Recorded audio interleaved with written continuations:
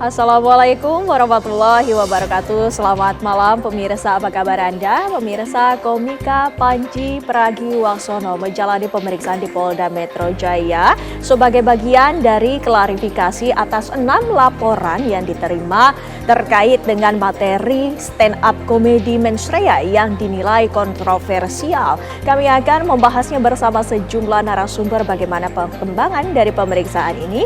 Saya Windy Wellingtonia. Dan saya Tiara Harahap, pemirsa. Selain itu kami juga akan menghadirkan sejumlah informasi penting dan juga menarik lainnya. Salah satunya adalah serangan Israel yang kembali terjadi dan tentunya masih saja terjadi di Gaza, Palestina, khususnya di kota Khan Yunis. Seluruhnya akan kami hadirkan untuk Anda di Apa Kabar Indonesia Malam.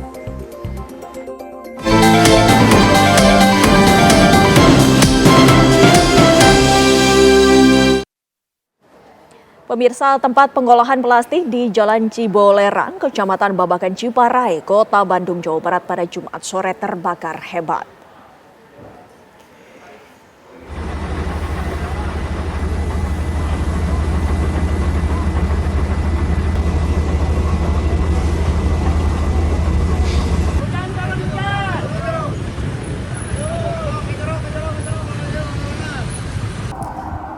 Asap pekat disertai api membesar membumbung tinggi membakar tempat pengolahan plastik di Jalan Cibolerang, Kecamatan Babakan, Ciparai, Kota Bandung, Jawa Barat.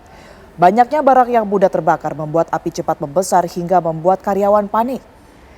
Bahkan beberapa di antaranya berupaya menyelamatkan sebagian barang dari dalam tempat pengolahan biji plastik tersebut.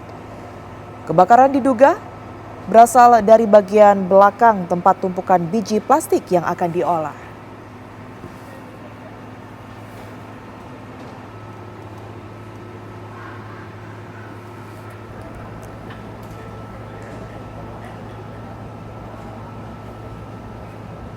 Satu mobil sedan di Jalan Laswi, Desa Balenda, Kecamatan Balenda, Kabupaten Bandung, Jawa Barat hangus terbakar.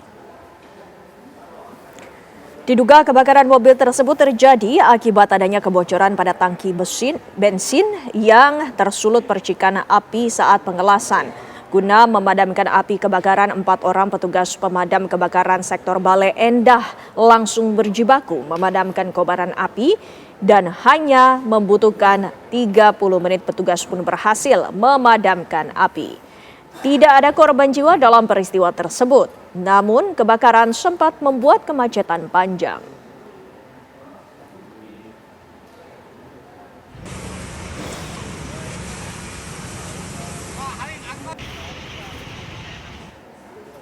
Sebuah bengkel karoseri di Limajaya, Kota Bogor, Jawa Barat Jumat pagi tadi ludes terbakar. Petugas damkar mengerahkan sedikitnya 10 unit untuk memadamkan api yang diduga bersumber dari hubungan arus pendek. Ya, sebuah pabrik karoseri yang mengerjakan berbagai kendaraan taktis dan kendaraan dinas dari berbagai instansi pemerintah maupun swasta Jumat pagi sekitar pukul 8.30 waktu Indonesia Barat mengalami kebakaran. Api berkobar berawal dari ruang di lantai 2 karoseri dengan cepat merembet ke ruangan lain, termasuk sebuah bus di ruangan pamer juga terbakar. Tak berlangsung lama pemirsa, petugas dari Regu Damkar Kota Bogor mengerahkan 8 unit mobil damkar dibantu 2 unit dari Kabupaten Bogor segera memadamkan kobaran api karoseri di Limajaya yang berada di Jalan Kiai Haji Soleh Iskandar, Kota Bogor, Jawa Barat. Tidak ada korban jiwa dalam peristiwa ini, namun kerugian material ditaksir mencapai ratusan juta rupiah.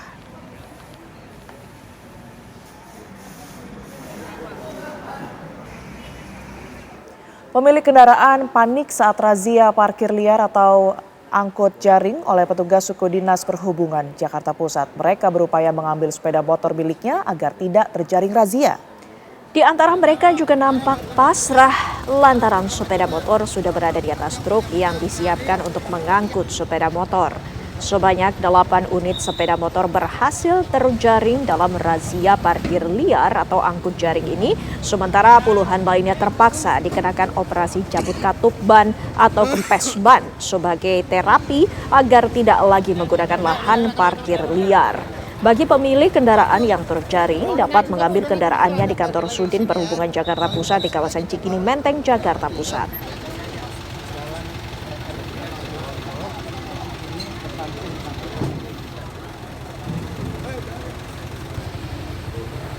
Terungkap kasus kematian ibu dan dua anaknya di Warakas, Tanjung Priok, Jakarta Utara ditetapkan sebagai pembunuhan berencana. Dalam rekaman kamera pengawas memperlihatkan tersangka anak ketiga korban mengendarai sepeda motor sambil mengenakan jas hujan dan membawa sebuah panci sehari sebelum kejadian. Polisi menyebut panci tersebut kemudian digunakan untuk meracik minuman teh beracun yang menewaskan para korban. Berdasarkan hasil penyidikan, setelah tiba di rumah setelah merayakan malam tahun baru, tersangka mulai menjalankan rencananya meracik racun yang kemudian dimasukkan ke dalam panci untuk dijadikan minuman teh. Tersangka diketahui memiliki motif dendam karena merasa diperlakukan berbeda dan sering dimarahi oleh keluarganya.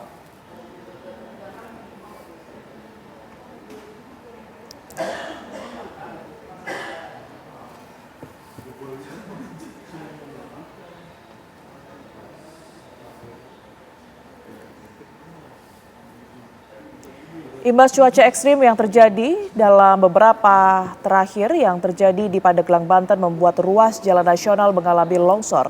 Ruas jalan nasional Labuan Pandeglang ini mengalami amblas dengan kedalaman 10 meter. Seperti inilah kondisi jalan nasional di Kecamatan Menes, tepatnya di Kampung Kananga, Kecamatan Menes, Kabupaten Pandeglang, Banten. Kondisi jalan raya Labuan Pandeglang ini mengalami longsor akibat tanah yang amblas di satu titik dengan kedalaman kurang lebih 10 meter karena intensitas curah hujan yang tinggi sejak satu pekan terakhir dan tingginya volume kendaraan besar yang melewati jalan tersebut.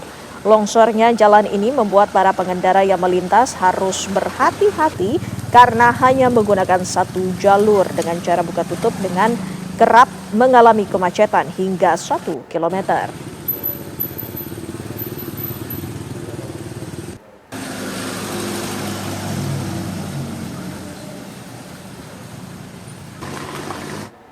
Selain dirasakan warga Pacitan, gempa juga dirasakan warga Bantul, Yogyakarta. Sejumlah bangunan rusak ringan akibat goncangan gempa yang mengagetkan warga yang tengah terlelap tidur.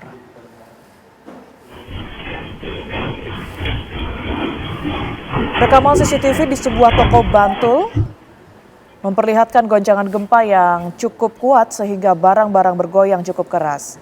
Salah satu gedung yang terdampak akibat gempa adalah gedung Balai Besar Laboratorium Kesehatan Masyarakat Labkesmai Daerah Istimewa Yogyakarta di Jalan Imogiri Timur. Gedung yang terdiri dari 5 lantai ini pemirsa mengalami kerusakan khususnya di lantai 5 di samping aula atau ruang pertemuan di mana plafon di lorong ruang pertemuan runtuh. Selain plafon runtuh, sebagian dinding juga retak dan runtuh akibat diguncang gempa. Meski sebagian gedung ada yang rusak, tetapi alat-alat di laboratorium tidak ada yang mengalami kerusakan dan pelayanan tidak terganggu.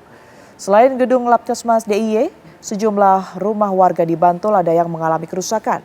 Saat ini BPBD Bantul tengah menginventarisir kerusakan akibat gempa.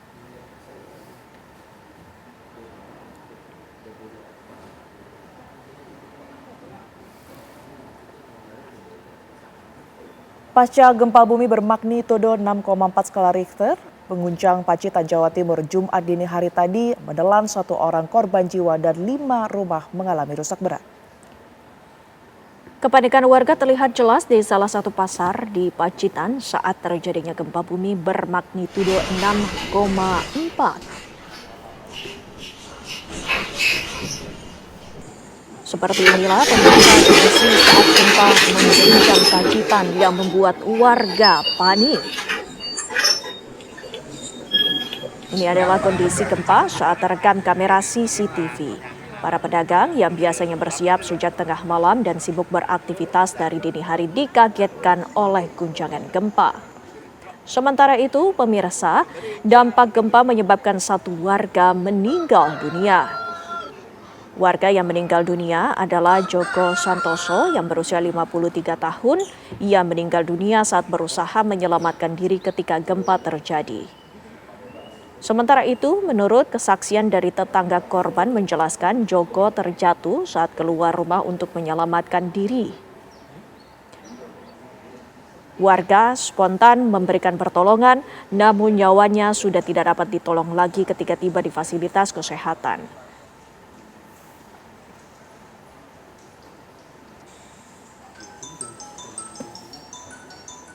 Tim SAR gabungan terus melakukan pencarian korban longsor di Desa Pasir Langu, Kecamatan Cisarua, Kabupaten Bandung Barat, Jawa Barat. Proses pencarian korban longsor di hari ke-14 ini akan dimaksimalkan dengan melakukan penyisiran di pesisir kaki Gunung Burangrang. Dengan memetakan pantauan drone dan melibatkan anjing pelacak, tim SAR gabungan akan menggunakan skema di sejumlah titik. Meski didukung alat berat, namun medan hamparan longsor yang dipenuhi bebatuan membuat proses pencarian pun menjadi terhambat. Bahkan 5 alat berat yang diturunkan ke lokasi hanya mampu membersihkan material bangunan serta membuka jalur yang tertimbun material longsor.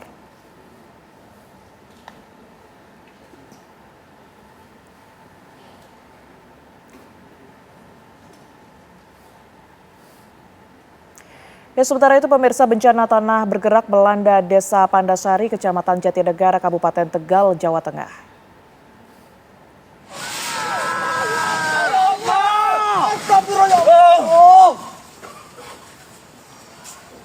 Allahu Akbar.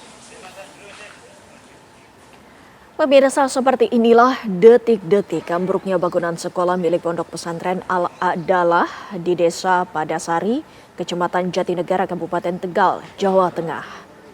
Bangunan satu lantai ini rata dengan tanah akibat tanah bergerak. Selain merusak gedung sekolah dan rumah warga, tanah bergerak juga merusak akses jalan desa serta jalan kabupaten hingga terputus di sejumlah titik. Selain 140 rumah, fasilitas umum seperti jalan desa, sekolah, dan musola juga mengalami kerusakan yang cukup parah. Akibat kejadian ini, sebanyak 250 warga terpaksa mengungsi ke sejumlah pos pengungsian dan tenda darurat.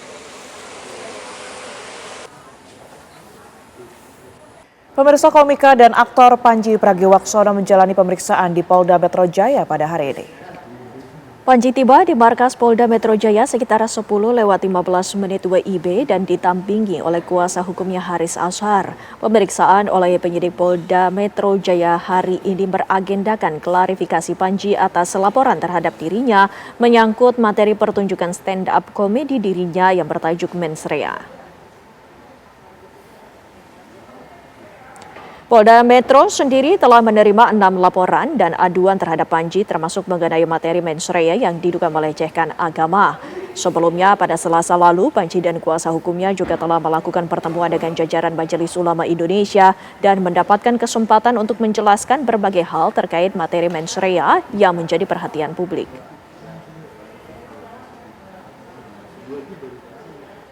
Datang sebagaimana berita-berita sebelumnya, ini undangan klarifikasi. Kalau klarifikasi itu dia bukan satu mekanisme yang sangat ketat. Ini masih ngobrol-ngobrol kurang lebih dari polisi kepada kami yang diundang. Jadi masih saling pengertian lah kira-kira. Jadi kita ngobrol dulu nanti sama polisi, biar kita dengar dulu masalahnya apa, yang jadi concern mereka apa. Panji sudah hadir.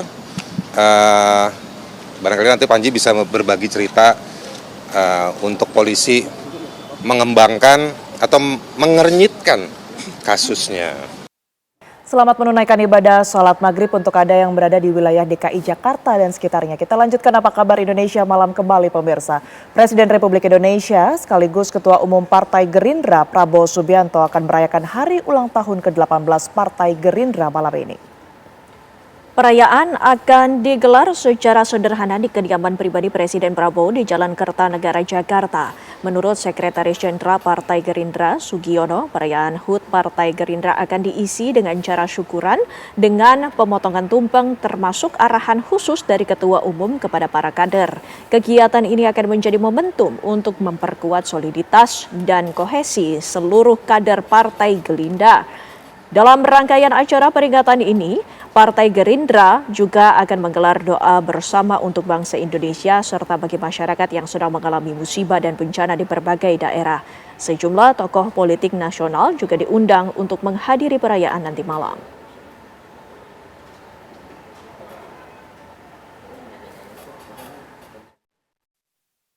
acaranya ya tadi udah disampaikan syukuran ya.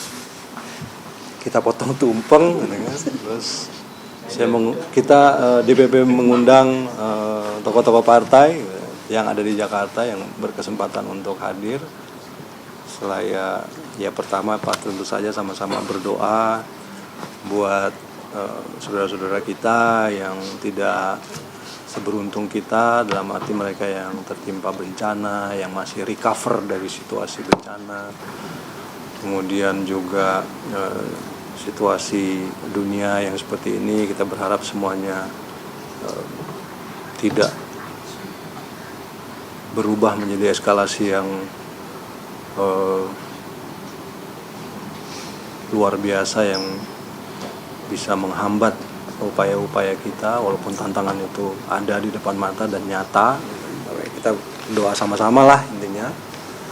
Kemudian saya kira juga nanti Ketua Umum akan menyampaikan arahannya dalam rangka menguatkan lagi kesatuan dan kohesi partai, dan kurang lebih seperti itulah. Dan untuk mengetahui informasi terkini Kertanegara, kami telah tersambung dengan rekan kami, sudah ada Fatimah Albar. Fatimah, silakan dengan laporannya. Ya, Tiara, Windy, dan juga pemirsa, betul sekali Presiden sekaligus Ketua Umum Partai Gerindra Prabowo Subianto hari ini akan menggelar perayaan HUT ke-18 Partai Gerindra di kediaman pribadinya di Kertanegara 4 Jakarta Selatan. Memang acaranya akan digelar pada pukul 19.00 atau 7 malam waktu Indonesia bagian Barat, dan ini nampaknya sejumlah tokoh sudah tiba di Kertanegara 4 Jakarta Selatan, di antaranya Sekjen Partai Gerindra Sugiono, kemudian juga ada Anggaraka Prabowo, dan Ketua Harian Partai Gerindra Sufmi Dasko Ahmad juga ini sudah tiba di kediaman Presiden Prabowo Subianto di Kertanegara Jakarta Selatan. Informasinya memang sebentar lagi Presiden Prabowo Subianto akan tiba. Ini nampaknya sejumlah tokoh akan menyambut di depan Kertanegara 4, menyambut ketibaan Presiden Prabowo Subianto. Dan tadi juga baru saja Sekjen Partai Gerindra Sugiono menyampaikan bahwa memang perayaan HUT ke-18 Partai Gerindra ini digelar di kediaman Presiden Prabowo Subianto, akan dirayakan secara sederhana, dilakukan dengan syukuran, kemudian juga akan ada pemotongan tumpeng, dan juga informasinya ini tidak ada partai lain ataupun tokoh-tokoh politik partai lain hari ini yang diundang khusus partai politik ataupun tokoh-tokoh partai dari Gerindra, karena nanti Presiden Prabowo Subianto akan memberikan paparannya kepada seluruh kader Gerindra yang hadir, di mana nanti diharapkan paparan tersebut dapat memperkokoh kader Gerindra satu sama lain. Dan tadi juga disampaikan bahwa dalam acara syukuran HUT ke-18 Partai Gerindra kali ini akan ada doa bersama, di mana memang doa ini dipajatkan untuk masyarakat yang memang masih mengalami musibah bencana di berbagai daerah. Untuk saat ini kami masih menantikan ketibaan Presiden Prabowo Subianto di Kertanegara 4, dan memang di belakang saya sudah ada sejumlah tokoh yang menanti seperti Sugiono, kemudian juga Anggaraka Prabowo, dan juga Sufmi Dasko Ahmad. Ini nampaknya juga ada beberapa tokoh-tokoh lain yang akan menunggu ketibaan Presiden Prabowo Subianto sebentar lagi, karena agenda perayaan HUT tersebut akan digelar pada pukul 19.00 waktu Indonesia bagian Barat. Sementara itu kembali ke studio. Melaporkan langsung dari Kertanegara Jakarta. Terima kasih, selamat kembali bertugas Fatimah. Pemirsa, kasus pelaporan guru oleh orang tua murid kembali terjadi. Cara mendidik yang dimaksudkan untuk membentuk karakter justru berujung laporan pidana. Hal ini pun memunculkan pertanyaan, apakah ruang mendidik kini semakin sempit bagi guru? Selengkapnya dalam Ulas Utas.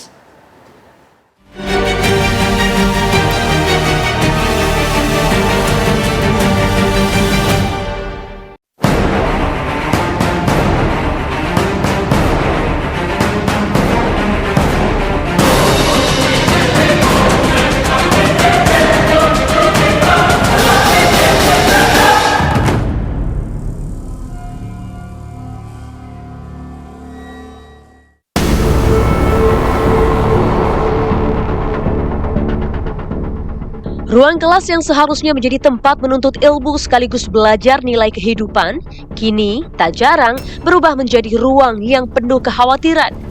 Bukan hanya soal capaian akademik, namun ketakutan akan konsekuensi hukum ketika guru menegur murid. Bahkan istilah kriminalisasi guru kini kian masif diangkat. Kasus terbaru dialami Christina Budiati atau Bu Budi, seorang wali kelas sekolah dasar di Pamulang, Tangerang Selatan. Ia dilaporkan atas dugaan kekerasan verbal terhadap muridnya. Peristiwa berawal pada Agustus 2025 saat Bu Budi menegur seluruh murid di kelasnya agar bertanggung jawab dan saling peduli sebagai dasar pembentukan karakter. Nasihat ini kemudian dipersepsikan oleh salah satu murid sebagai kemarahan. Lantas, orang tua melayangkan laporan ke Dinas Perlindungan Perempuan dan Anak, Dinas Pendidikan hingga Polres Tangerang Selatan. Benarkah ini murni pidana atau justru ada unsur kriminalisasi terhadap guru? Jadi terkait dengan adanya laporan terhadap guru, tentunya kami melihat konteksnya. Apakah ini perbuatan guru ini dalam konteks dia sebagai guru, tugas sebagai guru, yaitu mengajar atau membina muridnya, apa dalam konteks seorang guru ini melakukan tindak-tindakan yang sifatnya melanggar hukum ataupun pidana, seperti itu. Kalau faktanya nanti benar bahwa perbuatan itu pidana, tetap kita akan proses seperti itu. Kebijaksanaan dalam melihat dan mengelola hal-hal semacam ini tentunya harus jadi bahan pertimbangan matang bagi penyidik ya, dengan melihat pasal 53 dan 54 di KUHP yang baru. Dan tentunya kalau itu yang dipakai sebagai pedoman, sekali lagi tidak ada unsur pidana yang harusnya diberikan. Ya, kalaupun ada hal yang perlu dibicarakan, ada ketersinggungan tadi, ya dibawa ke ranah lain, non hukum saja. Saya lebih efektif dan lebih efisien, dan mudah-mudahan bisa menemukan keadilan yang diinginkan bagi para pihak. Polisi akhirnya memutuskan menghentikan kasus karena tak ditemukan unsur pidana. Namun kasus ini justru memicu diskusi panjang tentang batas tipis antara mendidik dan kekerasan. Menteri Pendidikan Dasar dan Menengah Abdul Mukti menegaskan komitmen pemerintah bersama kepolisian untuk mengedepankan pendekatan restoratif justice dalam pendidikan. Ibarat setali mata uang, kekhawatiran terlanjur tumbuh di kalangan pendidik. Guru yang sejatinya pembimbing moral kini serba salah. Menegur beresiko dilaporkan, dan diam beresiko membiarkan kesalahan menjadi kebiasaan. Perlu dicatat sih ya, bahkan sebelum isu kriminalisasi guru, sudah ada tren belakangan bahwa guru itu takut menegur murid, guru itu takut pada orang tua. Tren itu berasa sih belakangan ya. Tapi memang kalau ketakutan guru ini dibiarkan, dampaknya akhirnya banyak guru memilih aman, tidak menegur, tidak membentuk karakter akhirnya ya. Padahal pendidikan dasar dan menengah itu harusnya fokusnya di pendidikan karakter. Pendidikan akhirnya lebih menyempit menjadi pengajaran, bukan pendidikan ya, hanya mengajar transfer materi. Jadi sekolah itu jadi kehilangan fungsi pembinaan nilai, etika, tanggung jawab. Nah, dan muridnya bisa tumbuh tanpa batas yang jelas, mana yang benar, mana yang salah. Jadi untuk efek jangka panjang jelas ini merusak kualitas pendidikan ya. Lantas, bagaimana hukum memandang seimbang antara perlindungan hak anak dan perlindungan terhadap profesi guru? Saya menyampaikan kepada penyidik agar kita lebih kepada proses penyelidikan untuk mendalami apakah ada peristiwa pidana atau tidak. Seperti itu. Akhirnya kita ambil kesimpulan dengan melakukan gelar perkara atas peristiwa yang diduga adanya kekerasan psikis terhadap anak ini, apakah ada atau tidak, disimpulkan untuk peristiwanya tidak ditemukan. Komisi Perlindungan Anak Indonesia mengingatkan jangan ada pertentangan antara perlindungan anak dan kewibawaan guru. Ini pembelajaran untuk kita semua. Pertama, untuk orang tua, terutama untuk orang tua ya, mari kita bersikap preventif, asertif boleh, tetapi juga harus dengan akal sehat dan tidak terlalu emosional, karena kondisi anak kita hari ini dengan dulu memang berbeda.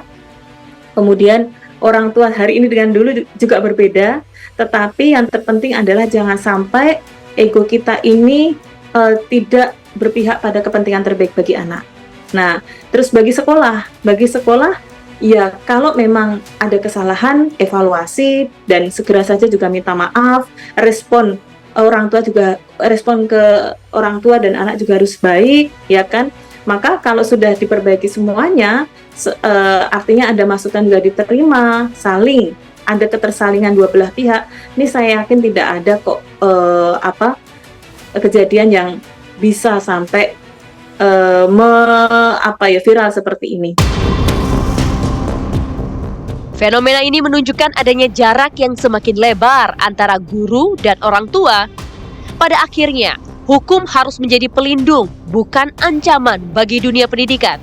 Sebab ketika profesi mendidik terus dibawa ke ranah pidana tanpa batas yang jelas, yang terancam bukan saja profesi guru, melainkan kepastian hukum akan pendidikan itu sendiri.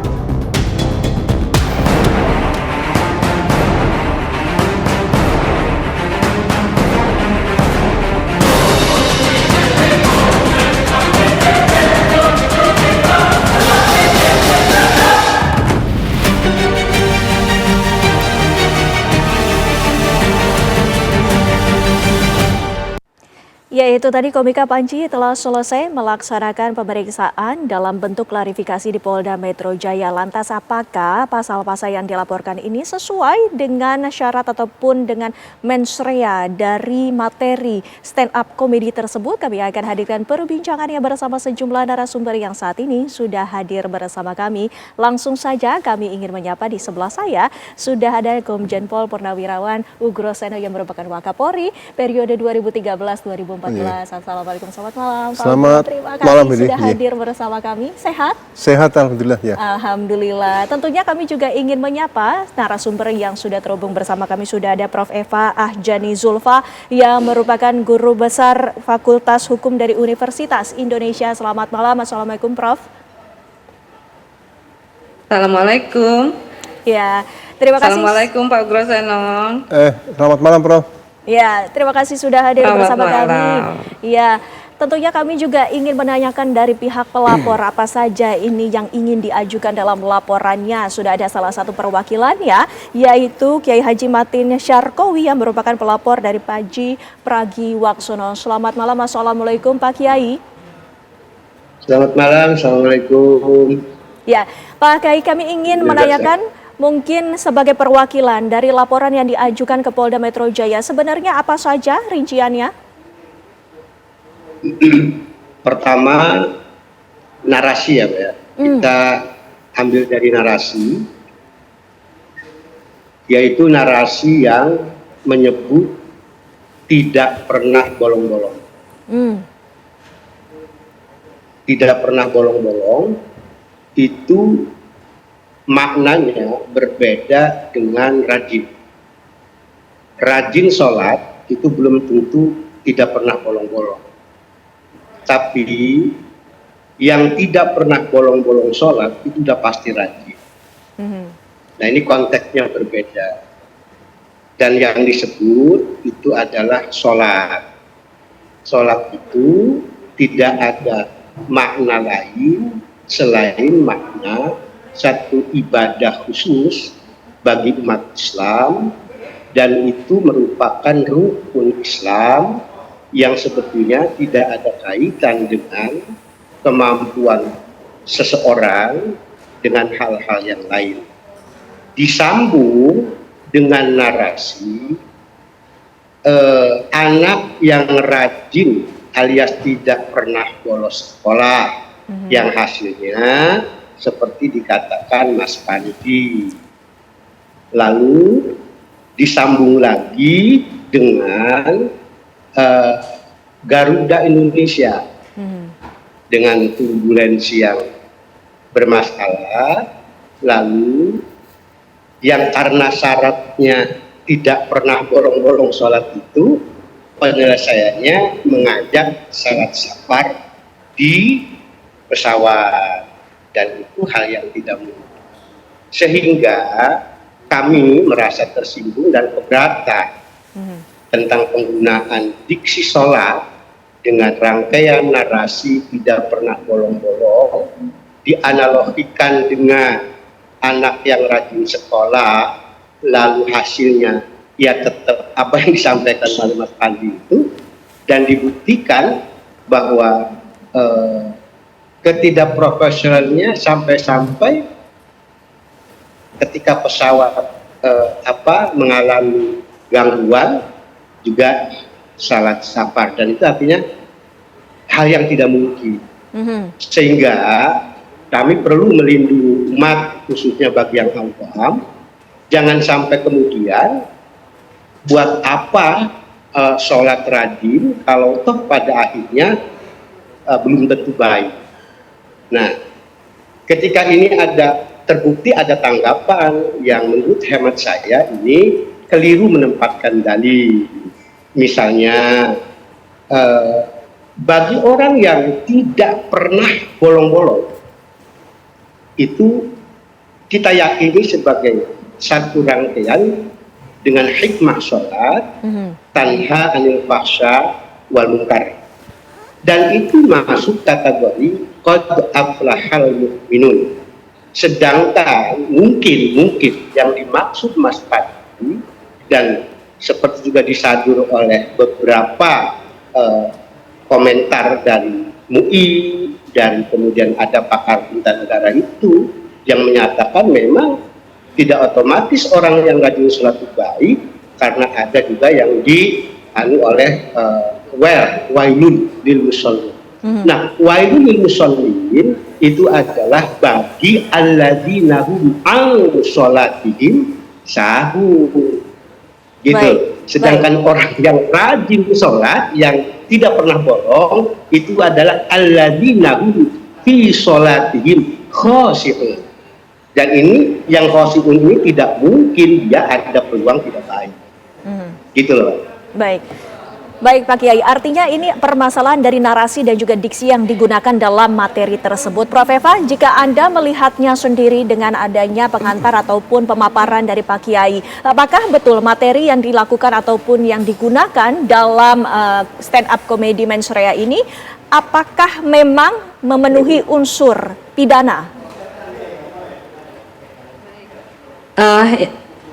Yang pertama ya Mbak ya, kalau kita berbicara tentang pengaturan mengenai tindak pidana terhadap agama, memang ada pergeseran sedikit ya dari KUHP yang lama, yaitu pasal 156A dengan ketentuan yang ada di dalam pasal 300 KUHP kita yang baru, yaitu bahwa kalau dulu kita kenal tindak pidananya adalah penodaan agama, tetapi di dalam KUHP kita yang baru, di dalam pasal 300 itu judul babnya dan judul di dalam rumusan di dalam pasalnya adalah setiap orang yang menyatakan permusuhan dengan satu agama tertentu gitu ya, atau dengan golongan agama tertentu.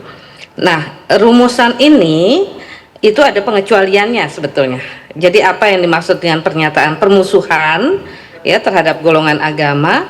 Kalau kita baca di penjelasannya di pasal 300 dikatakan setiap perbuatan atau pernyataan tertulis maupun lisan yang dilakukan secara objektif, terbatas untuk kalangan sendiri atau bersifat ilmiah mengenai satu agama atau kepercayaan yang disertai dengan usaha untuk menghindari adanya kata atau susunan kalimat yang bersifat permusuhan, pernyataan kebencian atau permusuhan atau hasutan untuk melakukan permusuhan, kekerasan, diskriminasi atau penodaan bukan merupakan tindak pidana menurut pasal ini. Jadi kalau kita lihat dari rumusannya adalah setiap orang yang melakukan permusuhan terhadap golongan agama, tapi itu bisa dikecualikan kalau dengan syarat-syarat seperti yang ada di dalam penjelasannya. Nah, dalam kasus Panji ini menjadi menarik gitu ya, karena memang pertanyaannya adalah apakah kemudian yang disampaikan adalah satu pernyataan yang bersifat permusuhan terhadap agama tertentu atau golongan agama tertentu. Tentunya dalam konteks hukum pidana kita ketahui bahwa yang namanya tindak pidana itu bukan hanya sekedar perbuatan gitu ya, tetapi maksud dilakukannya perbuatan itu yang kita kenal dengan mens rea gitu ya, maksud, tujuan ya, kesengajaan atau kehendak orang untuk melakukan permusuhan itu juga harus dibuktikan. Baik. Nah, di dalam kasus Panji, apakah kemudian narasi itu atau dibalik narasi itu ada kehendak tadi, ada keinginan untuk menyatakan permusuhan tadi itu. Baik. Yang kedua, memang ini dilakukan atau disampaikan di dalam satu kalangan ya. Kalau kita lihat memang ini ditayangkan di dalam satu acara tertentu yang orang berbayar di sana gitu ya. Apakah ini juga dikatakan sebagai kalangan terbatas tadi ya, di dalam kalangan-kalangan tertentu gitu ya. Nah, itu juga harus diperhatikan. Baik. Memang tadi Pak Kiai mengatakan bahwa kata-katanya harusnya menghindari kalimat atau susunan kata yang bersifat permusuhan gitu ya. Tapi kalaupun itu ada, tetapi kita harus tetap periksa tadi soal syarat-syarat yang lain yang ada di dalam ketentuan, misalnya yang saya ambil di sini adalah pasal 300 di dalam Undang-Undang Nomor 1 Tahun 2023 ya, KUHP baru kita. Baik. Gitu, Mbak. Baik. Kalau Pak Ugro sendiri melihatnya seperti apa, Pak? Iya, saya mencoba mendalami KUHP baru ya, Undang-Undang Nomor 1 Tahun 2023. Itu bagi saya undang-undang luar biasa. Kenapa luar biasa? Karena kita harus belajar dari pasal 1 dulu. Baik. Ya kan? Pasal 1 ayat 1 ya menyatakan bahwa tidak ada satu perbuatan dapat dikenai sanksi pidana atau tindakan lain kecuali ada peraturan pidana yang sudah diatur dalam peraturan perundang-undangan sebelum perbuatan itu dilakukan. Jadi di ayat 1 ditemukan enggak? Nah, kemudian ayat 2-nya untuk tindak pidana ini tidak bisa dianalogikan. Nah, tadi sudah dijelaskan oleh Prof. Eva tadi. Pasal 300 dan 305 di KUHP yang baru ini ya. Jadi kalau kita baca pelan-pelan, sebetulnya perbuatan yang dilakukan oleh Panji, saudara Panji ini perbuatan apa? Ya. Apakah itu benar-benar sudah ada masuk dalam sekian ratus pasal di hukum pidana kita yang baru tadi, mulai dari buku kedua sampai buku 3 tadi ya. Jadi sebetulnya pada saat pelapor melaporkan itu dialog dengan pihak penerima laporan sudah harus jelas itu apakah perbuatan ini sudah diatur secara rinci dalam peraturan perundang-undangan yang dikatakan dalam Undang-Undang Nomor 1 Tahun 2023 tadi. Artinya memang sedianya harus ada dialog terlebih dahulu sebelum dilakukannya pelaporan. Iya, laporan-laporan itu kan penyidik atau penerima laporan polisi itu biasanya sudah mendalami buku ke-1 tentang KUHP. Contoh yang kecil ini, seperti pasal kalau KUHP lama 310, 311 nih. Apakah 310, 311 ini bisa dianalogikan sama dengan pasal perampokan yang dilakukan oleh secara bersama-sama misalnya gitu, atau berbarengan seperti itu. Itu tidak mudah, makanya ini harus ekstra hati-hati menerapkan pasal berkaitan dengan pasal 300 dan 305 KUHP ini yang baru. Bagi saya unsurnya kalau tidak ditemukan ya bagi saya jangan terlalu buru-buru dijadikan pidana seperti itu. Baik. Pak Kiai sendiri dengan adanya pelaporan ini sebenarnya apa alasan utamanya, Pak Kiai?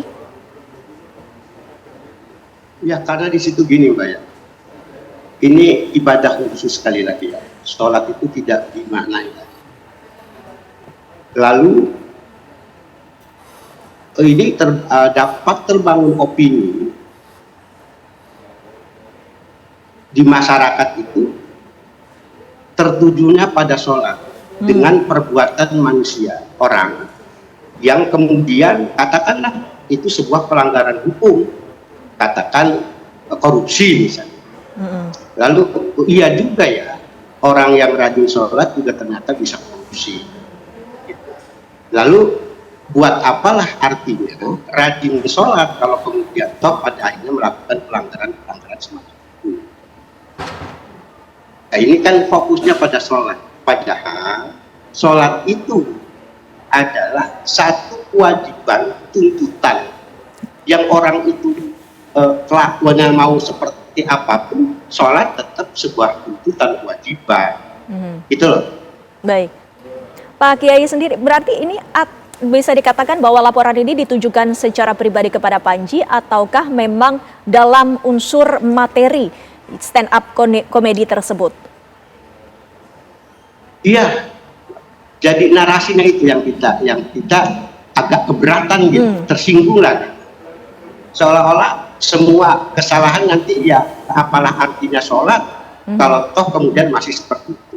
Baik. Padahal sekali lagi sholat itu rukun Islam dan begini Mbak, sholat itu tanha anil fahsya wal munkar, orang yang tidak baik saja kita ajak sholat dalam rangka harapannya menuju baik. Dan ada memang orang-orang sholat yang sudah dijamin kebaikannya oleh Allah, yaitu orang yang tidak pernah meninggalkan sholat, itu dijamin baik. Baik, baik. Pak Ugro, langkah yang kemudian diambil oleh pihak kepolisian adalah dengan melakukan pemeriksaan dengan dilakukannya klarifikasi. Nah, ini sebenarnya mekanisme klarifikasi seperti apa? Nanti tolong dijawab selepas jeda ya Pak Ugro. Kami masih akan kembali pemirsa sesaat lagi. Tetaplah bersama kami di Apa Kabar Indonesia Malam.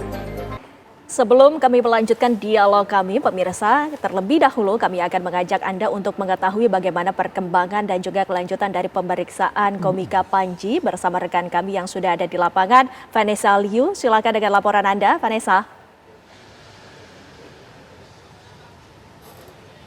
Ya, selamat pagi.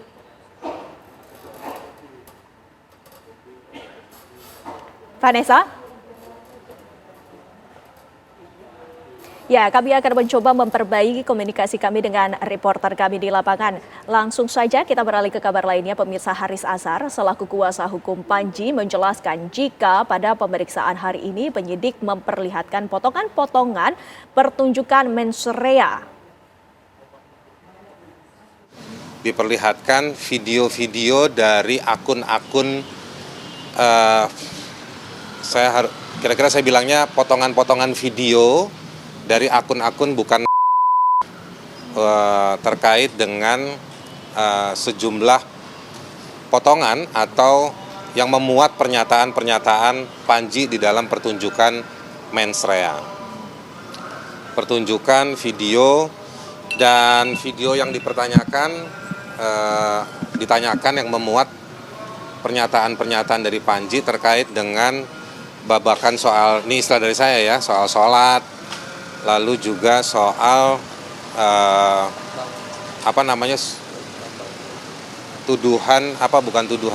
terkait dengan dua ormas yang menerima konsesi tambang dan juga soal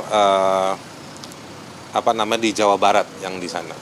Tapi kalau balik ke yang laporannya hanya soal penistaan agama. Nah, tadi ada 4 pasal yang disampaikan oleh polisi, pasal 300, pasal 301, pasal 242, dan juga pasal 243. Pasal 300 itu soal simpelnya gitu ya, penodaan agama. Kalau yang 301 itu soal penyebarluasan publikasinya. 242 itu soal penistaan terhadap kelompok tertentu. 243 itu soal penyebaran dari poin yang 242. Komika Panji telah selesai diperiksa di Polda Metro Jaya. Langsung saja kami akan kembali mengajak Anda kepada Vanessa Liu, reporter kami di sana. Silakan Vanessa. Ya, selamat malam Windy dan juga pemirsa, mengabarkan langsung dari Polda Metro Jaya di mana hari ini baru saja usai pemeriksaan terhadap aktor dan juga komika Panji Pragiwaksono sejak pagi hari tadi, di mana Panji dan juga kuasa hukumnya Haris Azhar sudah datang sejak sekitar pukul 10.15 pagi waktu Indonesia Barat, dan pemeriksaan berjalan sekitar selama 9 jam dan juga baru 30 menit tadi baik Panji dan juga kuasa hukum melakukan doorstop kepada awak media dan menyampaikan bahwa pemeriksaan hari ini berjalan lancar. Bahkan tadi Haris Azhar sendiri mewakili Panji mengatakan bahwa untuk pemeriksaan hari ini lebih ke arah klarifikasi karena juga pihak kepolisian mengapresiasi koordinasi Panji dan juga kuasa hukum untuk memenuhi panggilan dari Polda Metro Jaya. Dan juga pemeriksaan hari ini dilakukan pemirsa sebagai tindak lanjut dari total ada 5 pelapor yang melaporkan Panji ke Polda Metro Jaya terkait materi mens rea, di mana diantaranya ada dugaan penghinaan, penistaan agama, dan juga penghasutan. Meski hingga saat ini Panji belum ditetapkan sebagai tersangka. Dan juga sekitar 20 menit lalu Panji Pragiwaksono keluar bersama Haris Azhar selaku kuasa hukumnya, menyampaikan bahwa dalam pemeriksaan tersebut penyidik juga sempat memperlihatkan barang bukti berupa potongan video yang menjerat Panji ke dalam kasus ini. Dan juga selain itu Panji mengaku bahwa pihak kepolisian turut memberitahukan kepadanya siapa saja identitas dari 5 pelapor yang melaporkan kasus ini terhadap Panji. Selain itu meski demikian pemirsa, hingga saat ini belum ada informasi lanjutan terkait bagaimana nasib Panji Pragiwaksono ini, apakah akan tetap bersifat sebagai saksi atau akan naik statusnya sebagai tersangka. Karena memang sebelum menyambangi Polda Metro Jaya pemirsa, siang tadi juga dikabarkan Panji sudah terlebih dahulu menyambangi Majelis Ulama Indonesia atau MUI untuk juga turut memberikan penjelasan serta klarifikasi mengenai isi materi mens rea yang dikabarkan menjadi kontroversi, khususnya bagian yang menyinggung soal agama. Dan hasil pertemuan Panji dengan MUI tersebut juga dikabarkan turut disampaikan kepada pihak kepolisian untuk menambahkan data dari klarifikasi hari ini. Dan untuk hari ini sendiri total klarifikasi terhadap kepolisian berlangsung selama kurang lebih 9 jam. Tepatnya Panji keluar pada pukul 18.30 tadi, dan untuk kelanjutan proses pelaporan Panji ini juga akan ditelusuri lebih lanjut apakah akan naik statusnya menjadi tersangka atau tidak. Demikian yang dapat kami sampaikan untuk sementara Windy dan juga pemirsa. Kami kembalikan kepada Anda di studio. Baik, terima kasih Vanessa Alio atas informasinya langsung dari Mapolda Metro Jaya. Kita lanjutkan dialog kami pemirsa. Pak Gro, tadi saya sudah sempat menanyakan dengan diadakannya pemeriksaan oleh Komika Panji dari penyidik Polda Metro Jaya. Ini mekanismenya seperti apa untuk bentuk klarifikasi?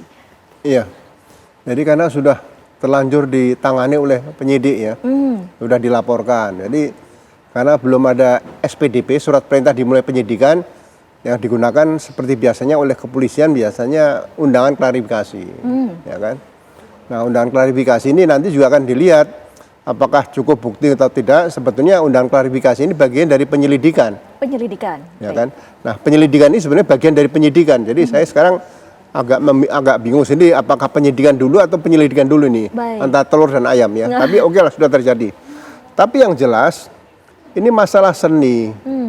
Kalau misalnya pelapor itu merasa ada kaitan dengan merasa terganggu dengan agama, apa tidak bisa diadakan diskusi, dialog? Kenapa harus dibawa ke pidana? Orang kok hobi pidana ini maunya apa? Coba baca KUHP baru. KUHP baru nilainya sangat bagus di situ. Ada restoratif justice dan sebagainya. Jadi janganlah setiap sedikit masalah dibawa ke pidana seperti itu. Apa sih hobinya, nikmatnya bisa menahan orang secara pidana seperti itu. Jadi menurut saya sekali lagi mungkin pelapor diberikan penjelasan dulu pasal 1 ayat 1 dan ayat 2 KUHP tadi. Jadi sebelum melapor, sehingga upaya-upaya yang ditempuh tadi menurut saya bisa melalui forum komunikasi, bisa melalui MUI dan sebagainya. Kan mereka ada nih. Nanti difasilitasi oleh salah satu pejabat dari Kementerian Agama, diundang aja dialog. Kan selesai. Jadi nggak menambah gaduh di Indonesia ini hanya masalah seni kemudian dimasukkan ke ranah pidana seperti itu. Baik, dari status hukum Panji sendiri dalam pemeriksaan klarifikasi ini, apakah memang ditetapkan sebagai saksi status hukumnya atau memang hanya pemeriksaan saja? Ya, pemberi klarifikasi namanya, bukan saksi, bukan terlapor juga belum. Belum terlapor juga. Baik. Prof. Eva, kami juga ingin menanyakan dengan adanya pasal-pasal yang tadi sempat ditanyakan kepada pihak kuasa hukum Panji tersebut. Menurut Anda seperti apa? Ya, memang ini pasal-pasal yang sebetulnya sering menjadi kontroversi ya Mbak ya. Karena dulu itu 156 pasal tentang artinya perasaan permusuhan kepada kelompok tertentu, kemudian pasal 156A itu tentang penodaan agama seringkali kemudian menjadi debatable karena bagi satu kelompok tertentu barangkali itu adalah satu perbuatan penghinaan tapi belum tentu pada pihak yang lainnya. Tapi seperti yang tadi saya sampaikan, yang perlu diperhatikan juga bahwa adanya kehendak untuk menyatakan permusuhan itu sebagai satu perbuatan yang diinsafi oleh pelaku itu juga harus dibuktikan. Tapi memang saya tertarik dengan apa yang tadi disampaikan oleh Pak Groseno gitu ya. Kalau memang isu besarnya dalam diskusi kita adalah penodaan agama, dulu ada ketentuan pasal 2 dari Undang-Undang tentang penodaan agama, Undang-Undang PNPS nomor 1 tahun 65, yang sebetulnya menyatakan bahwa kalau ada orang yang diduga melakukan penodaan agama, maka menjadi satu kewajiban bagi Menteri Agama, Jaksa Agung maupun Menteri Dalam Negeri untuk memberikan peringatan keras kepada orang itu. Artinya tidak ujuk-ujuk kemudian menjadi satu permasalahan hukum, apalagi hukum pidana, gitu. Ya, jadi peringatan keras dari Menteri Agama. Nah, kalau peringatan keras itu diulangi lagi oleh yang bersangkutan, baru kemudian hukum pidana itu memainkan perannya. Jadi konteks hukum pidana ini semacam ultimum remedium.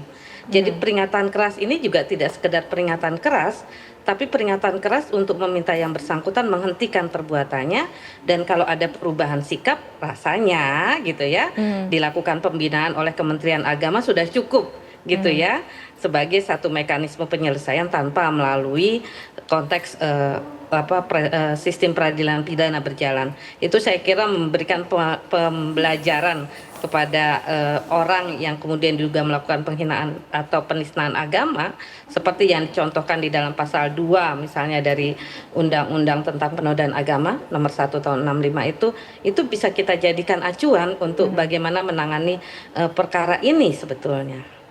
Baik, Pak Kiai sendiri melihatnya, apakah memang menurut Anda ada unsur niat dari materi yang disampaikan oleh Komika Panji ini? Begini Bu, yang kita yakini niat itu mahal bil qalb, sehingga secara hakikat tidak bisa kita simpulkan niat atau tidak niat. Tetapi ini ada sebuah ciri, ya, alamatul qalbi itu dengan zahir yang nampak. Nah, yang nampak ini adalah narasi. Narasinya itu nyambung dan berulang-ulang disebut yang tidak pernah, itu catatan kayak, yang tidak pernah bolong-bolong sholat, ya, adalah tidak otomatis baik, gitu. Nah, ini dasarnya apa? Mas Panji ngomong yang tidak pernah bolong-bolong tidak tulis baik. Satu. Yang kedua itu narasi nyambung. Anak sekolah yang tidak pernah bolos, saya tahu orangnya, kata Mas Panji, dari SD, SMP, SMA tidak pernah bolos, hasilnya ya yang disampaikan oleh Mas Panji itu. Kemudian disambung lagi dengan turbulensi, begitu seolah begitu tidak tidak baiknya orang yang rajin sholat itu sampai seperti itu loh. Padahal siapapun umat Islam, kami sebagai orang tua mengajarkan kepada anak itu rajin sholat. Nah, jadi ini kan sudah menyentuh soal khusus agama. Ya. Apa makna sholat? Ya, sholat itu maknanya sudah merupakan hakikat syariah, tidak bisa diartikan lain. Dan orang yang tidak pernah bolong sholat itu baik wajib maupun sunnah, baik dalam kondisi situasi dan apapun, orang yang tidak pernah bolong dia bukan sholat. Jikapun ada terlewat waktu dia qadha. Dan itu orang dijamin oleh Al-Quran. Apabila memang orangnya seperti itu, melakukan ibadah seperti itu, maka itu disebut alladzina hum fi sholatihim khashi'un. Gitu. Mungkin berbeda dengan Mas Panji yang maksudnya adalah soal kepemimpinan tadi. Padahal sholat itu tidak ada kaitan dengan soal politik. Sholat adalah rukun Islam. Gitu Baik. Pak. Baik. Sehingga ini akan membangun opini.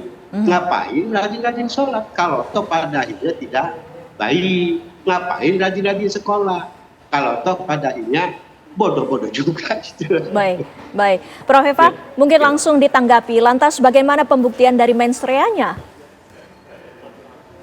Oke, kalau kita berbicara tentang kehendak gitu ya, kehendak itu kan betul tadi seperti yang Pak Kiai sampaikan, itu adalah kita bicara soal unsur subjektif yang melekat pada diri orang. Jadi bagaimana kita membuktikan itu, tentunya kita melihat pada konteks perbuatan.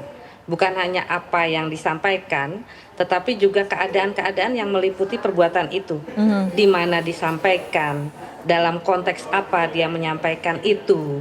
Ya, bukan hanya sekedar 1-2 kata kemudian kita terjemahkan, tetapi dalam konteks narasi yang besar itu disampaikan, itu kita bisa memberikan gambaran dia itu ngomong ini maksudnya apa ya, untuk apa, tujuannya apa gitu ya.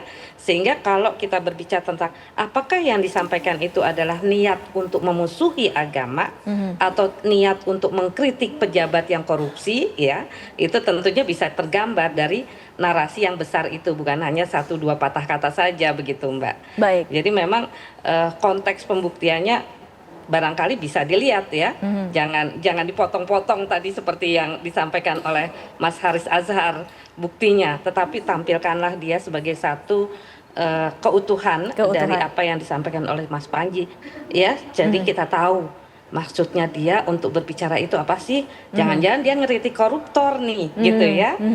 Ngeritik koruptor artinya bukan memusuhi gitu kan, memusuhi agama Islam misalnya seperti itu, memberikan pelajaran barangkali itu, tapi mungkin Pak Kiai caranya kurang tepat gitu ya, sehingga Mas Panji ini perlu diperingati gitu ya, perlu diajari kalau ngeritik tuh jangan nyentil-nyentil sedikit ke arah-arah yang nanti membuat orang menjadi tidak sampai pesannya. Saya kira itu yang justru harus dilakukan ya baik oleh para kiai maupun juga barangkali bisa dilihat sebagai pertimbangan dari para penegak hukum untuk melihat masalah ini, Mbak. Baik, Pak Ugro, dalam konteks komedi yang sifatnya mungkin satir ini, apakah ada pertimbangan hukum di dalamnya? Nanti mohon dijawab sesaat lagi ya, Pak Ugro. Kami masih akan kembali pemirsa. Selepas jeda kami masih akan kembali di Apa Kabar Indonesia Malam. Di prosesnya saya coba untuk jawab pertanyaan dari polisi sebaik mungkin. Saya ada pada posisi tidak merasa melakukan penistaan agama. Jadi prosesnya tadi jalan dengan cukup lancar, pertanyaannya terjawab dan ya kita ikutin prosesnya aja. Seseru dan semenyenangkan yang Bang Panji bilang tadi belum sesuai sebelum tadi kan berekspektasi seseru dan semenyenangkan itu. Seseru ya akhir-akhirnya capek lah AC. Ya intinya prosesnya berjalan dengan lancar. Saya nggak punya deskripsi yang lebih tepat itu menggambarkannya, kayaknya kurang tepat juga untuk digambarkan seru. Pokoknya saya ikuti aja prosesnya dari awal sampai akhir. Sempat tadi break sebentar untuk ibadah, tapi sisanya berjalan dengan lancar. Ya, itu tadi pernyataan dari Komika Panji usai melaksanakan pemeriksaan di Polda Metro Jaya. Pak Ugro, ini menjadi catatan yang penting ya. Dari Panji sendiri menyatakan bahwa tidak merasa melakukan penistaan agama. Dan juga kita lihat konteksnya. Ini adalah pertunjukan komedi. Apakah ini bisa diperkarakan, Pak Ugro? Ya, sebetulnya secara kasat mata dan apa yang kita dengar ini, apa yang dilakukan Panji ini kan sebetulnya seni. Seni? Ya, pertunjukan seperti itu. Bukan ada mens rea dari hulu ke hilir untuk menista agama dan sebagainya, tidak ada. Ya, jadi bagi saya terlalu pagi kalau dilaporkan sebagai pidana dengan pasal 300 sampai 305 KUHP tadi. Terlalu dini ya. Jadi sebagai contoh saya ilustrasi ini. Saya pernah menangkap 11 perampok, 8 mati, 3 hidup. Perampok nih. Tapi saya tanya, selain perampok kenapa Anda membunuh polisi?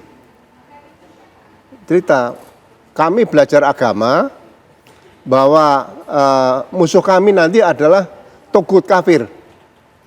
Jadi boleh dibunuh. Nah, penjahat kan selama zaman kan musuhnya polisi. Iya. Berarti kamu boleh membunuh polisi? Iya. Iya Pak. Nah, ini kan memahami agama yang salah. Saya panggil beberapa kiai ustadz, tolong didalami, tolong dijernihkan lagi nih pemahaman agamanya salah. Kan tidak mungkin saya laporkan sebagai Kapolda waktu itu di Sumatera Utara, ini penistaan agama, kan kurang ajar nanti. Seperti itu kan nggak boleh nih, ya kan?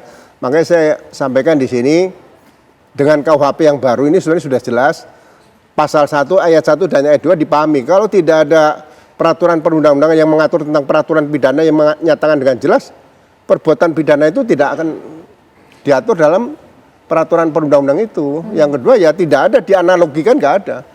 Pasal 300 dan 301, 302 sampai 305 nggak ada.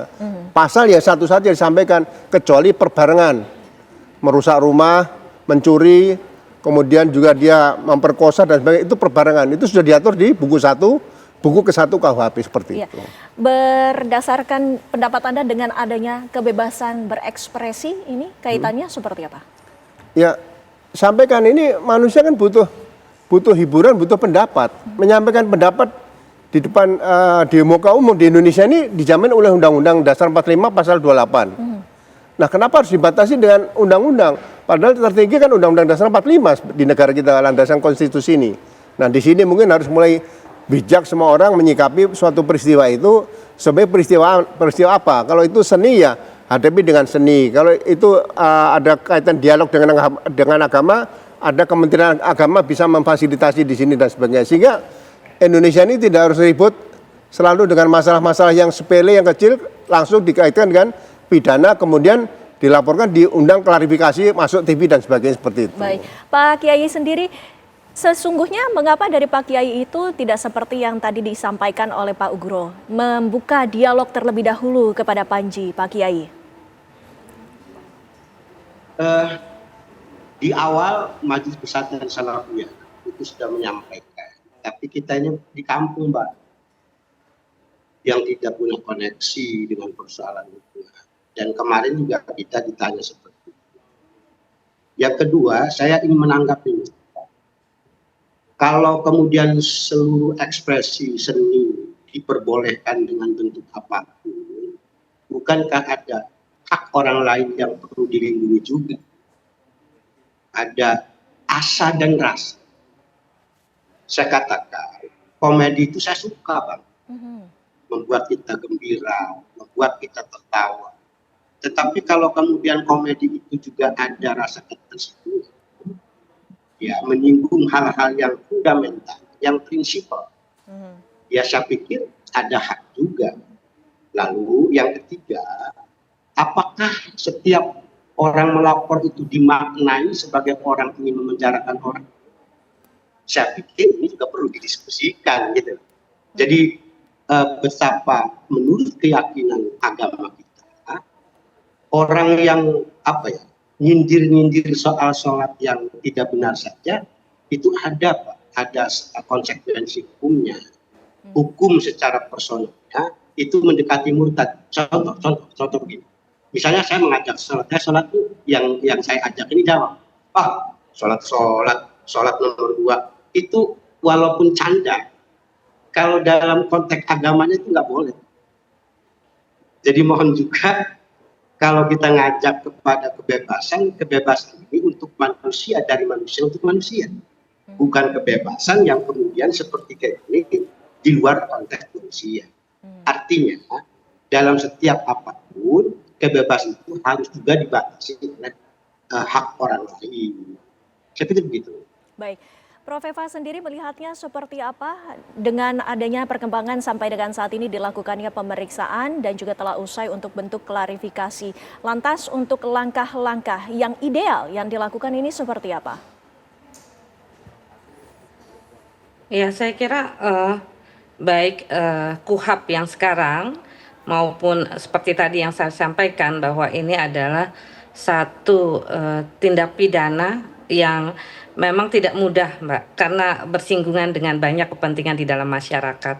Tetapi tadi batasan hukum pidana adalah pada konteks kesalahan, pada konteks kehendak. Henceforth understood gitu ya. Tidak bisa orang dihukum atau dipidana tanpa adanya kesalahan. Dan kesalahan itu bisa kita maknai secara simpel adalah maksud orang itu melakukan perbuatan itu apa. Itu yang harus diperiksa. Nah, kalaupun misalnya bagi saya Panji melakukan itu dalam konteks narasi yang tujuannya adalah untuk satu katakanlah seni gitu ya. Tujuannya adalah untuk melakukan satu pertunjukan yang menarik banyak pihak, rasanya konteks kesalahan itu kita bisa periksa. Apakah dia kurang hati-hati, sembrono, ceroboh gitu ya, yang dalam konteks itu adalah lalai bukan sengaja, bukan dalam konteks maksud. Nah, lalai atau sengaja dalam konteks ini intinya adalah kalau buat saya peristiwa ini memberikan pengajaran kepada kita bahwa apa yang harus disampaikan itu memang harus benar-benar dipertimbangkan dampaknya atau pikiran. Ya, Undang-Undang PNPS nomor 1 tahun 65 saya kira memberikan arahan kepada kita termasuk di dalam KUHAP yang baru, konteks yang tadi Pak Ugro Seno sampaikan, mekanisme dialog restoratif justice. Restoratif justice itu artinya kan memberikan kesempatan kepada orang untuk mengoreksi dirinya, dan kalau kita pakai mekanisme PNPS nomor 1 tahun 65 memberikan juga ruang untuk dibina, jangan sampai dia mengulangi lagi perbuatan itu. Gitu. Kalaupun maksudnya tadi tidak seperti apa yang kita kira gitu ya, tidak seperti apa yang kita sampaikan, bermaksud untuk melukai satu kelompok masyarakat tertentu karena kecerobohannya itu terjadi, paling tidak yang bersangkutan juga bisa menyadari bahwa lain kali jangan begitu gitu ya, tanpa harus kemudian memperpanjang dengan satu kegaduhan atau apalagi dengan satu konteks pemidanaan. Saya kira biarlah hukum pidana bekerja keras dalam konteks isu-isu yang lebih strategis dan lebih membahayakan masyarakat gitu ya, perlindungan kepada masyarakat yang lebih besar. Baik, Prof. Eva, tadi juga kami telah tangkap poinnya. Pak Ugro sendiri melihatnya, langkah yang saat ini sudah dilakukan oleh pihak kepolisian tentunya ingin memfasilitasi. Namun bagaimana solusi terbaiknya bagi kedua belah pihak? Ya, kalau sudah ditangani lebih bagus panggil semua pihak, mungkin ada saksi dari Kementerian Agama atau dari MUI, itu selesaikan bersama ya, selesai. Cabut Artinya perlu ada selesai. keterlibatan dari Kementerian Agama ataupun dari MUI. Jadi nggak perlu sampai ke jaksa atau sampai ke pengadilan kan. Oh, berarti waktunya tidak perlu sampai ke berlama-lama. persidangan. Iya. Baik.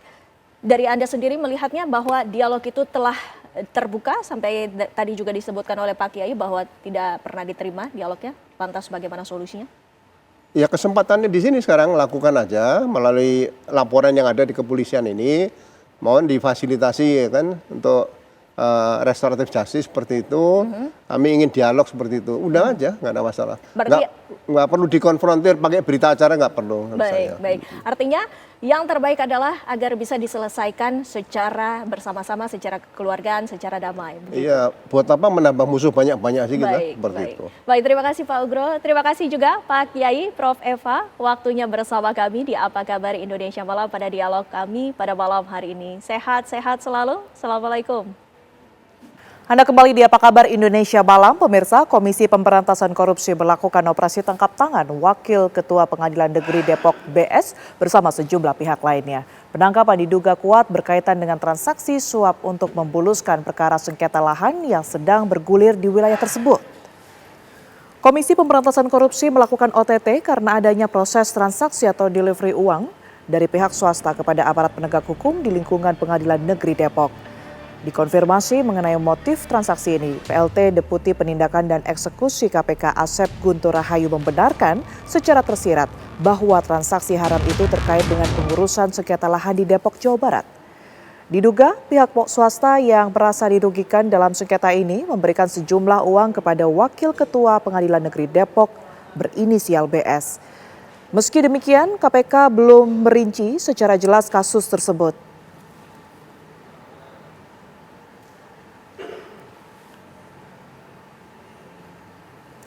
Ya, pemirsa, KPK menangkap Hakim Pengadilan Negeri Depok dalam operasi tangkap tangan. Untuk lebih lengkapnya kita akan perbarui informasinya bersama dengan rekan kami Reihana Meiziah yang akan melaporkan dari Gedung KPK Jakarta. Selamat malam, Rey. Bagaimana kemudian update dari kasus ini?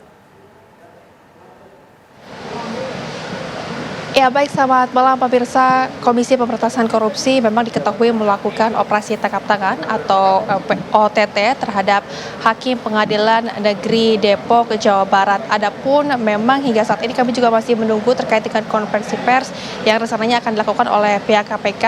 Direncanakan adalah akan diselenggarakan di malam hari ini. Namun kalau dilihat memang operasi tangkap tangan tersebut adalah terkait dengan pengurusan perkara perdata sengketa lahan yang tengah bergulir di lingkungan Pengadilan Negeri Depok, Jawa Barat. Hingga saat ini pemirsa memang penyidik juga masih terus mendalami dan juga untuk melihat latar belakang seperti apa sebetulnya dari kasus ini untuk nantinya disebarkan kepada publik. Namun kami juga tadi sempat menanyakan kepada Wakil Ketua KPK di mana juga memang dirinya ini mengungkapkan lembaganya tersebut dilakukan OTT kepada beberapa stakeholder pemirsa, salah satunya adalah di Pengadilan Negeri Depok, Jawa Barat, dan juga disebutkan bahwasannya kasus ini juga berkaitan dengan dugaan suap yang terjadi. Deputi Penindakan mengungkapkan juga memang pemirsa adanya pemindahan uang dari pihak swasta kemudian juga yang dialihkan kepada pihak dari penegak hukum yang hingga saat ini masih terus didalami apakah sebetulnya ini merupakan suap ataukah ini merupakan bentuk pemerasan terkait dengan sengketa lahan dari kasus tersebut. KPK juga hingga saat ini informasinya tadi kami sempat berbincang dengan jubir dari KPK Budi Prasetyo yang mengungkapkan di mana ada 7 orang yang hingga saat ini juga telah dilakukan operasi tangkap tangan di Depok, Jawa Barat, di mana KPK juga mengungkapkan 3 orang diantaranya ini merupakan pihak dari swasta, dan 4 orang diantaranya yang kami merupakan pihak dari swasta dan juga 3 diantaranya adalah merupakan pihak dari Pengadilan Negeri Depok, Jawa Barat. Hingga saat ini pemirsa memang kalau kita lihat ada beberapa nama yang sudah tersebar luas di media saat ini yang sudah dipublikasikan, diantaranya adalah pihak-pihak yang terkait ataupun terjadi dengan OTT seperti Ketua Pengadilan Negeri Depok Iwayan Eka Mariarta, kemudian juga Wakil Ketua Pengadilan Negeri Depok Bambang Setiawan. Di sisi lain juga informasinya pemirsa, dari pihak swasta ini KPK mengamankan sedikitnya ada 3 orang yang terjaring oleh OTT tersebut, di mana 3 orang tersebut adalah merupakan dari PT Karabha Dikdaya yang juga turut diamankan beserta dengan direkturnya. Kalau dilihat latar belakang dari PT Karabha Dikdaya ini merupakan badan usaha dari Kementerian Keuangan yang berfokus terhadap pengelolaan aset. Sampai saat ini juga pemirsa, kami juga masih terus menunggu konferensi pers yang akan dilaksanakan dan juga pihak dari KPK sendiri masih terus melakukan pemeriksaan secara intensif serta akan melakukan ekspos. Kalau dilihat juga ada beberapa barang bukti yang sudah diamankan oleh KPK seperti adalah sejumlah uang, namun pihaknya juga masih bisa belum merinci hingga saat ini apakah gelar perkara juga akan dilakukan untuk itu, kemudian juga uang tersebut ditujukan oleh siapa dan juga akan diterima oleh siapa. Artinya pemirsa, hingga saat ini KPK sendiri memiliki 1 kali 24 jam untuk menentukan status hukum dari para pihak yang akan ditangkap sesuai dengan KUHP. Demikian informasi sementara, saya kembalikan kepada Anda di studio, Tiara. Rehana Mizia melaporkan langsung dari Gedung KPK Jakarta. Terima kasih, Rey. Selamat kembali bertugas. Pemirsa, seorang warga di Desa Ketapang, Kecamatan Kalipuro, Kabupaten Banyuwangi, Jawa Timur tewas usai dikeroyok segerombolan anak pang yang sedang mengamen. Aksi penganiayaan dipicu usai korban menegur para anak pang saat mengamen di perkampungan warga. Belasan anak pang berhasil diamankan aparat kepolisian. Mereka dibekuk saat berusaha melarikan diri usai menganiaya hingga tewas Yosep Bakhtiar Irawan, warga di Desa Ketapang, Kecamatan Kalipuro, Kabupaten Banyuwangi, Jawa Timur, Kamis malam. Kasus penganiayaan hingga tewas bermula sejumlah anak pang hendak menghentikan sejumlah kendaraan di jalan raya dan membuat gaduh di kawasan perkampungan. Korban yang merasa terganggu menegur para anak pang ini. Teguran ini berujung menjadi cekcok mulut pengeroyokan yang menyebabkan korban meninggal dunia. Melihat korban yang sudah tidak bernyawa, pemirsa, belasan anak jalanan itu kabur dengan menggunakan kendaraan towing yang tengah melaju ke arah Kabupaten Situbondo. Tragisnya, di atas kendaraan belasan anak pang menyoraki korban di depan istri korban yang menangis mengetahui suaminya sudah tidak berdaya di jalan.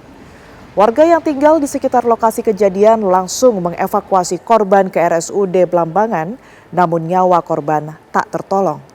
Menurut Wakasat Reskrim Polresta Banyuwangi AKP Didi Haryono mengungkapkan sudah ada 5 nama yang terlibat, 2 pelaku sudah diamankan sedangkan 3 lainnya masih diburu oleh polisi.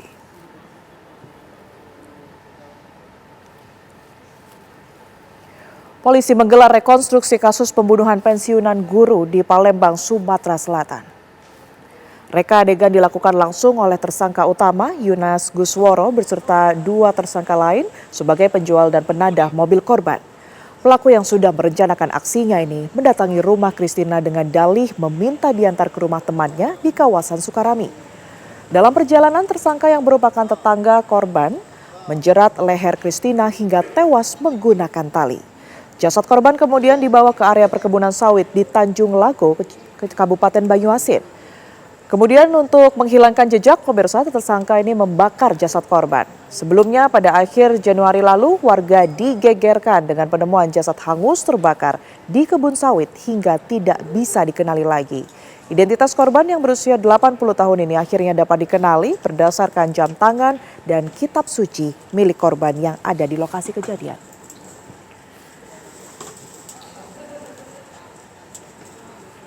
Rumah tingkat di Jalan Nagrok, Pasir Wangi, Ujung Berung, Kota Bandung, Jawa Barat, Kamis malam hangus terbakar.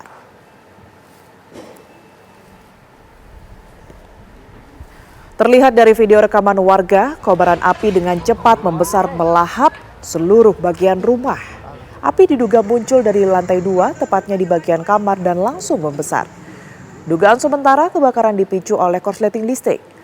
Api berhasil dipadamkan 1 jam kemudian dengan mengerahkan 7 armada pemadam kebakaran.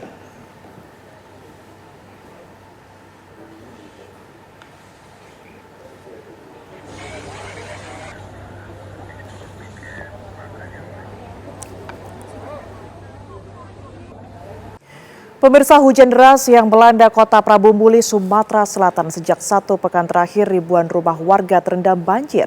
Dampaknya warga kini tak bisa melakukan aktivitas. Selain rumah, luapan sungai Lematang membuat jalan penghubung kota Prabu Muli, Kabupaten Pali terendam banjir. Sebagian warga juga harus mengungsi ke rumah keluarga yang tidak terkena banjir. 2 sekolah dasar di Prabu Muli turut terendam banjir sejak 1 pekan terakhir.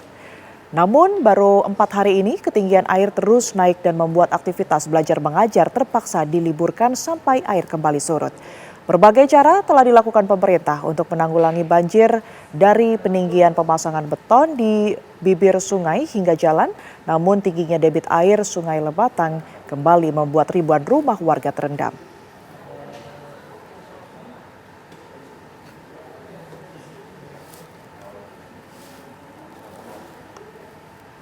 Bencana tanah bergerak melanda Desa Padasari, Kecamatan Jatinegara, Kabupaten Tegal, Jawa Tengah. Inilah detik-detik ambruknya bangunan sekolah milik Pondok Pesantren Al-A'dalah di Desa Padasari, Kecamatan Jatinegara, Kabupaten Tegal, Jawa Tengah. Bangunan 1 lantai ini, pemirsa, rata dengan tanah akibat tanah bergerak.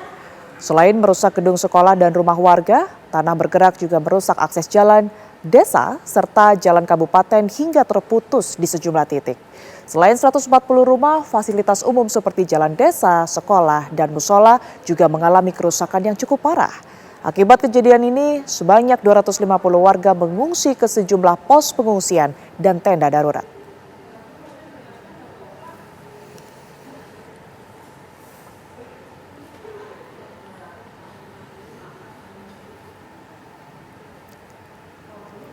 Pasca gempa bumi bermagnitudo 6,4 skala Richter mengguncang Pacitan, Jawa Timur, Jumat dini hari tadi, menelan 1 orang korban jiwa dan 5 rumah alami rusak berat.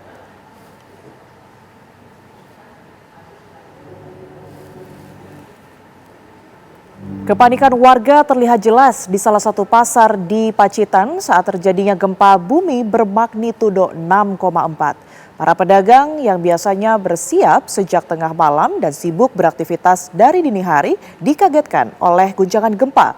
Sementara itu, pemirsa, dampak gempa menyebabkan 1 warga meninggal dunia. Joko Santoso berusia 53 tahun meninggal dunia saat berusaha menyelamatkan diri ketika gempa terjadi. Tetangga korban menjelaskan Joko terjatuh saat keluar rumah untuk menyelamatkan diri. Warga spontan memberikan pertolongan, namun nyawanya sudah tidak dapat ditolong lagi ketika tiba di fasilitas kesehatan.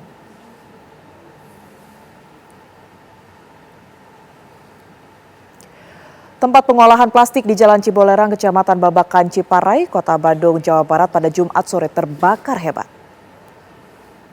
Asap pekat disertai api besar membumbung tinggi, membakar tempat pengolahan plastik di Jalan Cibolerang, Kecamatan Babakan, Ciparai, Kota Bandung, Jawa Barat. Banyaknya barang yang mudah terbakar membuat api cepat membesar hingga membuat karyawan panik. Bahkan beberapa di antaranya berupaya untuk menyelamatkan sebagian barang dari dalam tempat pengolahan biji plastik tersebut.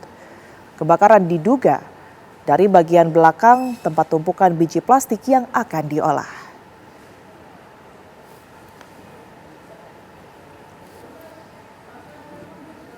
Ya, informasi dari Maroko tadi pemirsa sekaligus menutup Apa Kabar Indonesia malam hari ini. Saya Tiara Harahap. Dan saya Windy Welitoria pamit undur diri. Pemirsa jangan kemana-mana, sesaat lagi Anda dapat menyaksikan program One on One bersama rekan kami, Vena Kintan. Kami pamit undur diri. Selamat malam, sampai jumpa.